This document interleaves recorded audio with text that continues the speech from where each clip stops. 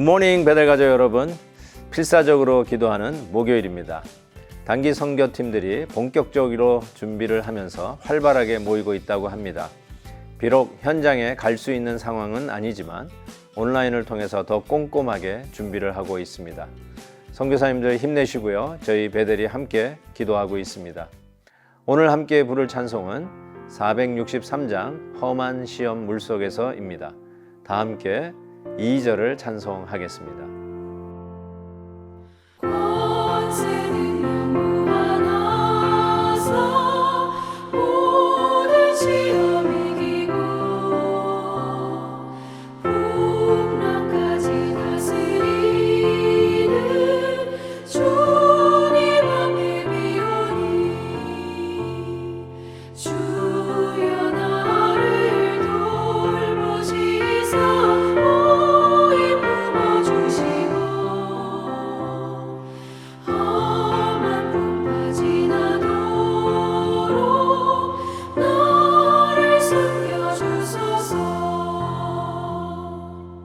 아멘. 오늘 묵상할 말씀은 출애굽기 2장 1절에서 10절입니다.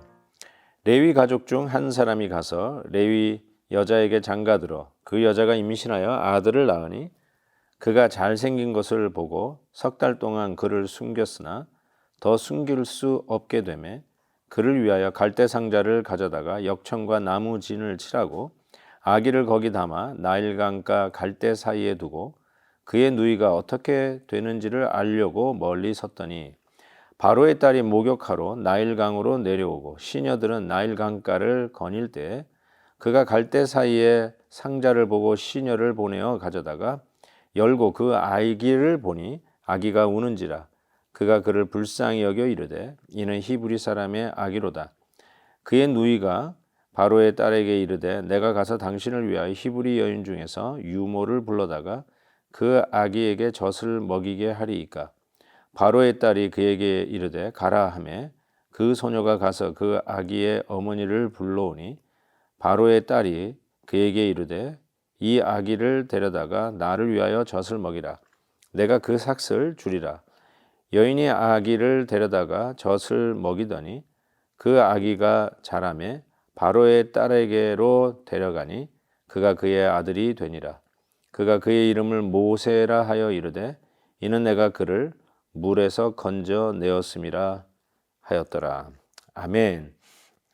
오늘 이 말씀을 읽으면서 하나님께서 바로가 이스라엘의 이 숫자가 늘어나는 것을 보면서 남자 아이를 태어나면 다 죽이라고 했던 그 악한 그 계획을 여지없이 바로의 눈앞에서 부끄럽게 하셨다는 것을 보여주는 한편 유머러스하고 하나님의 해악이 담겨져 있는 글이 아닌가 싶습니다. 왜냐하면 바로 바로 왕이 죽이려고 했던 그 모세, 그 모세가 부모의 밑에서 석 달 동안 숨겨져 있었지만 더 이상 숨길 수가 없었죠. 그래서 우리 스스로 아이를 죽이자가 아니라 정말 하나님 앞에 맡기는 심정으로 갈대 상자를 만들어서 나일강에 띄워 보냅니다. 이것을 지켜보고 있었던 그의 누이는 바로의 공주가 그 나일강가에 나와서 목욕을 하는 그 타이밍에 맞아서 이 갈대 상자에 떠내려가는 모세를 보게 되죠. 그리고 아기가 우는 것을 보고 이것이 히브리 사람의 아이인 것을 압니다. 그때 모세의 누이가 때마침 담대하게 어떻게 나가겠는지 모르지만 이 바로 공주에게 가서 히브리 사람 중에 유모를 찾아서 아이에게 젖을 먹이는 자를 찾아오리까 이야기할 때 그렇게 하라고 하죠. 어차피 보니까 히브리 아기가 분명하니까 히브리 사람에게서 유모를 찾는 게 좋다고 생각했는지 모르겠습니다. 아무튼 이렇게 해서 모세는 어쩌면 바로 왕의 명령에 따라서 학살 당하는 아이들 중에 하나가 될 수 있었는데 기적적으로 구원을 받고 훗날 이스라엘 백성을 출애굽하여 구원시키는 하나님의 귀한 리더로 쓰임받게 되죠. 저는 이 말씀을 생각해 보면서 우리가 자주 쓰는 말 중에 우연이라는 말이 있지 않습니까? 야, 정말 운 좋게 이렇게 됐다. 운 좋게 이렇게 됐다. 그 운이 좋다라고 하는 말을 가만히 생각해 보면 기가 막힌 타이밍이 맞아졌을 때 우리가 쓰는 말 같습니다. 어떻게 갈대상제에 모세를 나일강에 떠나버렸을 때에 그때 바로 공주가 시녀들과 함께 나일강에 목욕하러 나올 수 있었을까? 그래서 그 갈대상자를 발견할 수 있었을까 싶습니다.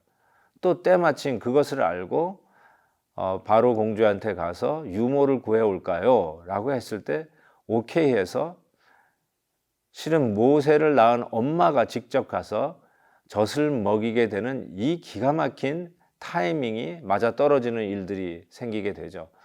비록 바로 궁정에서 모세는 크게 되지만 젖을 주는 자기 어머니로부터 기도를 받으면서 훈육을 받으면서 크지 않았을까 싶습니다. 나중에도 나오지만 모세는 결국 바로 궁정에서 자랐지만 그는 바로 궁정에서 있는 그 로열 패밀리와 함께 자기의 신분을 동일화하지 아니하고 오히려 고난 속에서 신음하고 있는 자기 히브리 백성과 자기를 동일화하고 있는 모습을 보면 이것은 틀림없이 유모로 그에게 젖을 먹이며 기도해주며 신앙교육을 했던 바로 그의 어머니의 귀한 가르침의 결과가 아니었나라는 생각을 해보게 됩니다. 사랑하는 성도 여러분, 혹시 여러분의 삶 속에도 우연이라고 이야기하고 싶은 일들이 있는지요?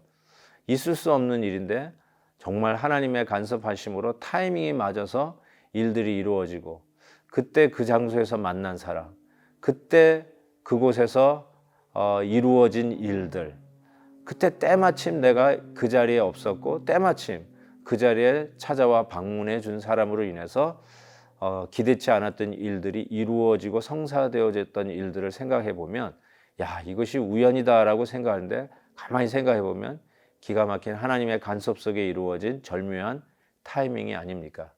사랑하는 성도 여러분, 우리가 오늘 배우는 귀한 교훈은 타이밍은 하나님의 손에 있습니다. 그 일이 성사되고 이루어지는 일은 하나님의 손에 있습니다. 그때 우리에게 필요한 것은 갈대 상자를 만들어 하나님 앞에 내어 맡기는 믿음이라고 생각합니다.